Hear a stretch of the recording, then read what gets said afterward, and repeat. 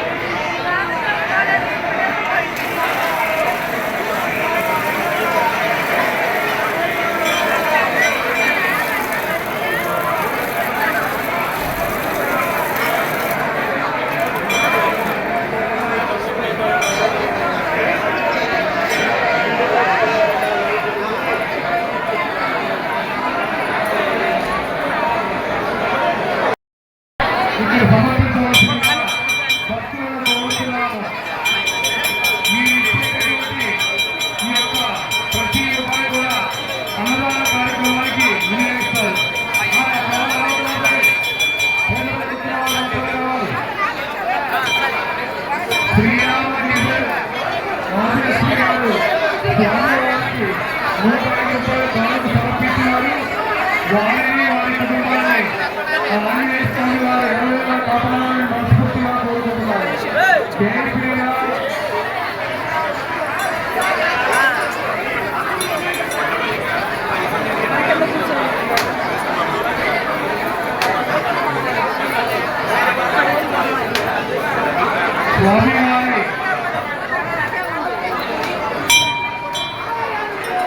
స్వామివారి అన్నదాన కార్యక్రమం 10 గంటలకు జరుగుతుంది.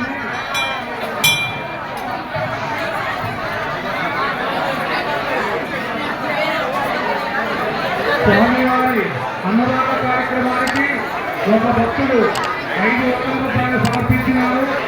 వారికి స్వామివారి ఆశీస్సులు ఎడవేలా ఉండాలని కోరుకుంటున్నారు.